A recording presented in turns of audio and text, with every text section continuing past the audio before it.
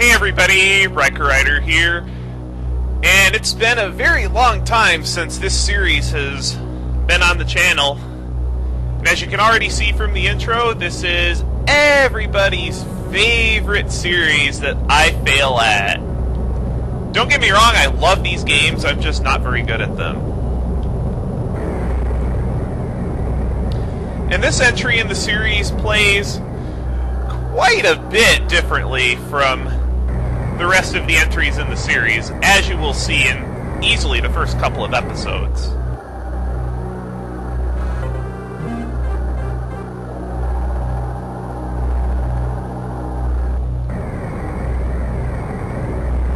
I really like this opening cutscene that sets, it really sets the scene for the rest of the game.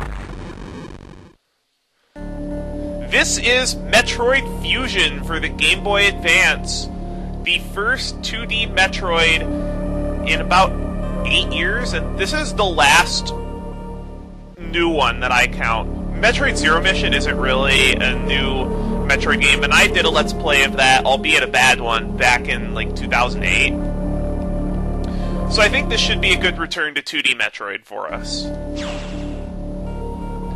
I want to give big shout-outs to Kirby Master for this.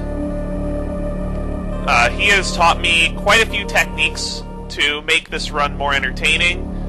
I'm expecting to get about 4 hours in-game. This will be 100%. Yeah, I am going to link Kirby Master's Twitch and YouTube page in the video description, and I'm going to be putting a couple other things in the video description throughout the run. Now, this game is love or hate. It definitely has a different vibe to it.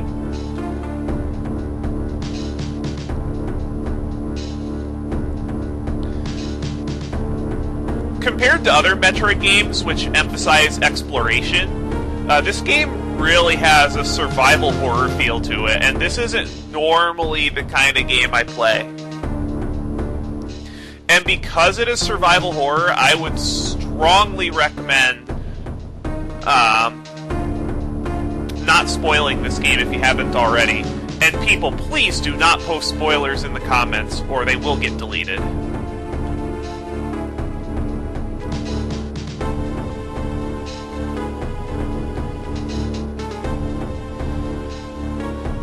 I've heard that this is the easiest Metroid game to learn how to speedrun. But because I suck at Metroid, I have no intentions to start speedrunning this game.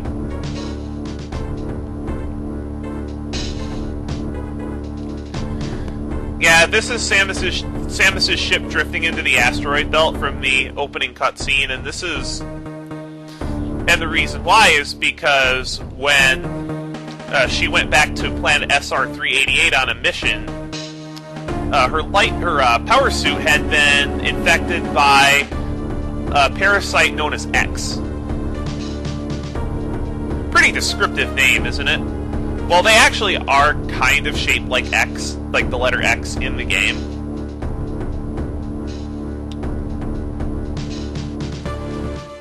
Oh, and speaking of this game, those of you who watched my Metroid Prime Let's Play and my Metroid Prime stream, this is the game where the fusion suit comes from.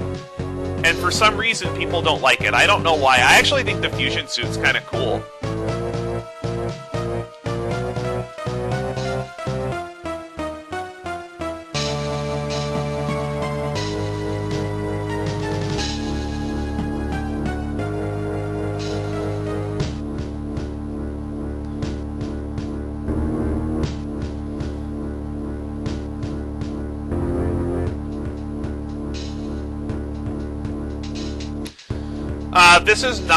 This is also the same Metroid from Super Metroid, if you remember that game. You guys know what Metroid I'm talking about.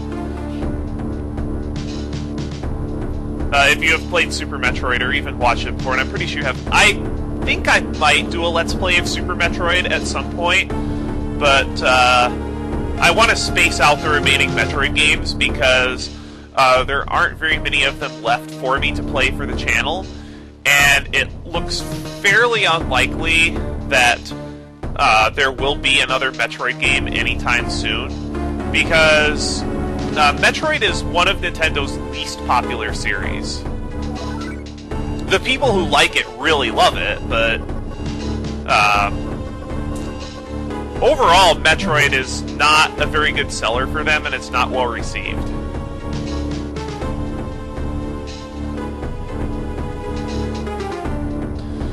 The Biologic Space Lab is where the entire game will take place. It's one giant space station. So there aren't really too many awesome environments like there are in Metroid Prime and Metroid Prime 2. And even 3 for that matter. Like 3 had Brio, which was pretty awesome. So you're just on a giant space station.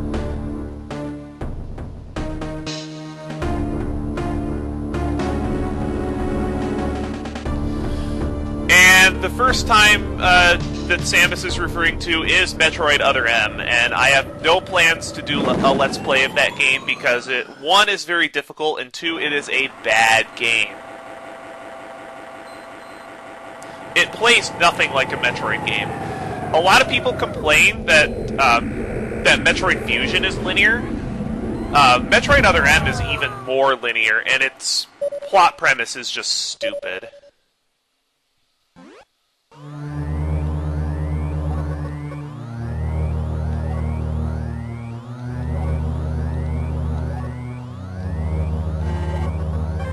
The environment and the music put together really makes this game. And Samus lost her powers yet again, but there's actually a reason for it. Remember, she had to have large portions of her power suit surgically removed?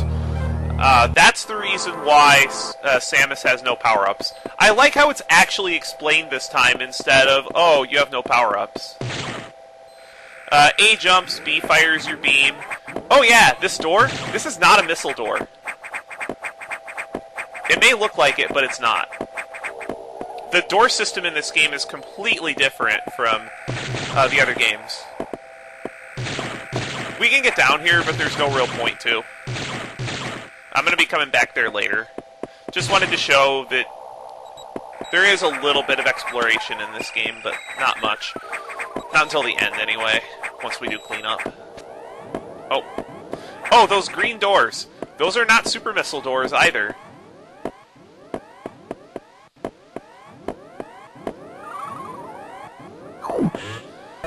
New to Metroid Fusion are navigation rooms. Navigation rooms are where you will see, or where you will be assigned objectives by this computer that has no name as of yet.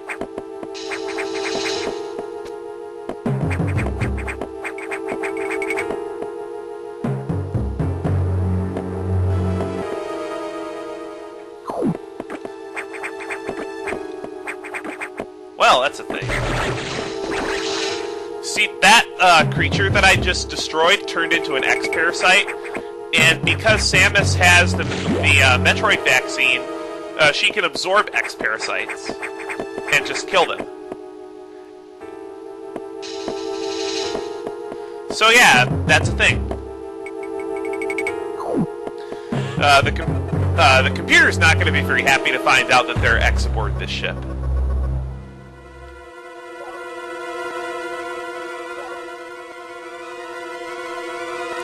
That's a pretty scary ability, knowing anything could literally be an X... Literally anything could be an X-host. See, I told you they look kind of like X, but they're gelatinous, and I guess they're technically amorphous as well.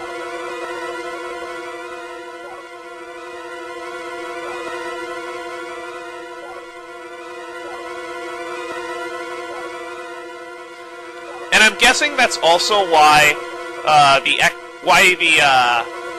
X-Parasites were suddenly able to multiply, is because in the events of Metroid 2 and Super Metroid, we basically eliminated every Metroid in existence, and since the only real predators the X had were the Metroids, that allows them to just run rampant. This is why you don't disturb nature.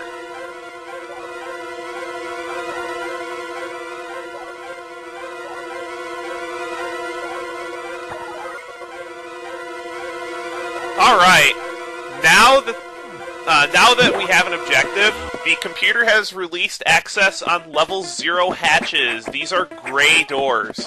We are unable to open any colored door other than gray.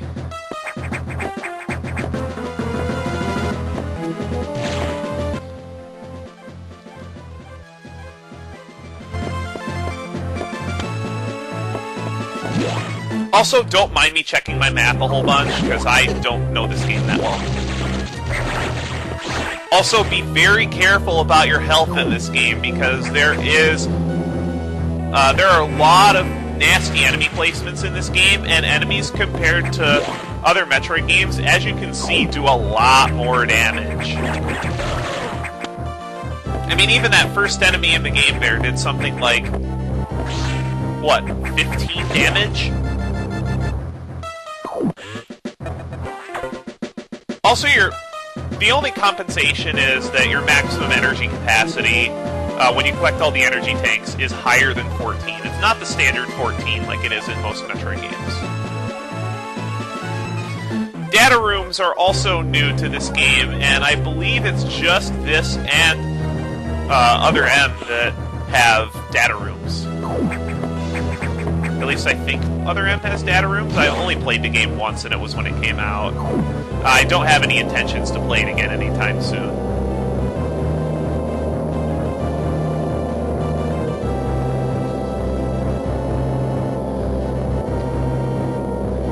If you want to learn more about Adam Malkovich, watch Metroid Other M the movie. Don't even bother playing the game.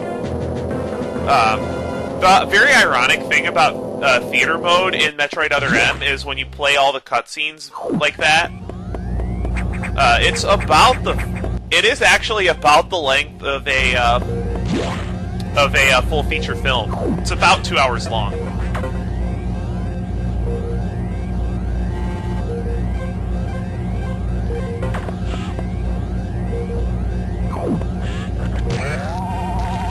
And instead of finding major power-ups in just random places on the space station, you can get downloadable weapons data that can be downloaded at data rooms, and that's how you get power-ups in this game.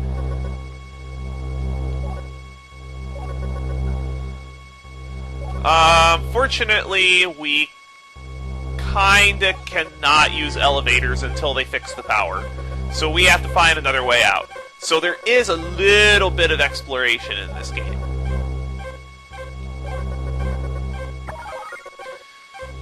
You can restore missiles by going to a recharge room or absorbing, just like the computer said. I'm gonna call the computer Adam because of the correlation that Samus made with it.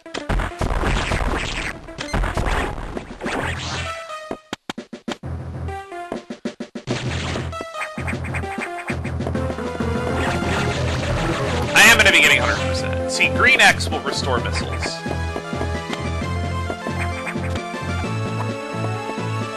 There are three main categories for this game in the speedrunning community. There's any percent, 100%, and 1%.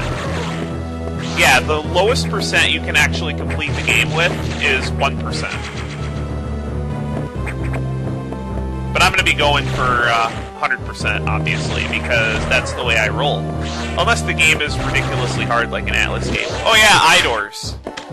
You have to use missiles to kill Idors. They take 3 missiles for now. You'll have more efficient ways to do it. That was actually a pretty quick Idor. Red X will pretty much fully heal you until you get to the later part of the game. I think they give like 100 missiles and 5 E-tanks.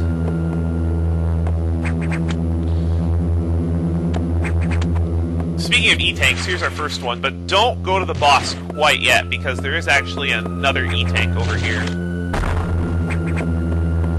Up here in the corner, just shoot 2 missiles. You can go through a secret passage to get a second energy tank, and you're going to want this if it's your first time through the game. Well, given it's your first time through the game and you're not using a guide, you're very unlikely to find this, because there's no real hint that that's there.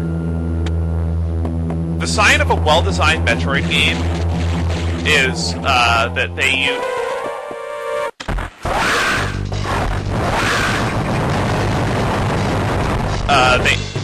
they use hints to provide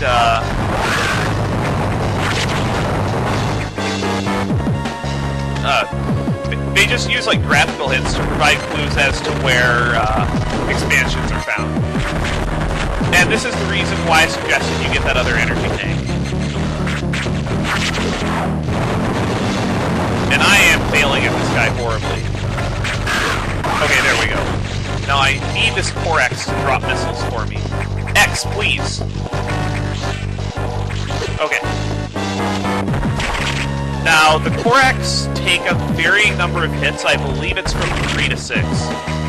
A very interesting speedrunning technique is it will count as 2 hits against the Core X if you hit it with 2 missiles on the same frame, and that's called a double missile. Here we get the Morph Ball back.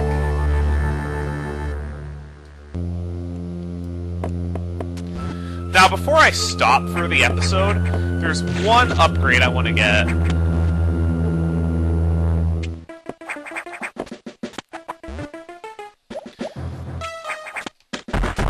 One thing you may have noticed is that Samus in this game does not have to collect the power grip. She starts with it.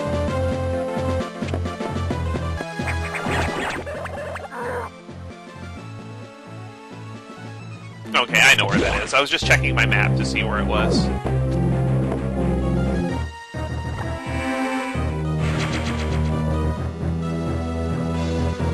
Yeah, I'm gonna get that expansion while I'm thinking about it. It's on the other side of the navigation room.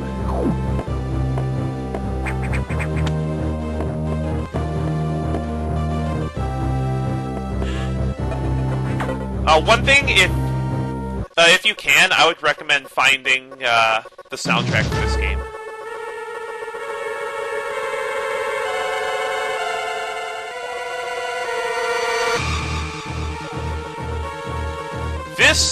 This particular track made my hair stand on end the first time I heard it.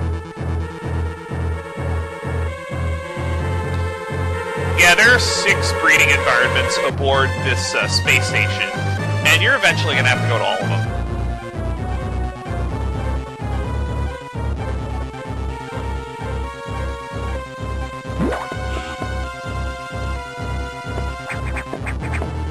But I think I'm just going to head back and pick up an expansion here and then quit. Yeah, that'll be enough. What kind of condition are the breeding rooms in? And what is the cause of the explosion and this security breach? Find out next time on Let's Play Metroid Fusion!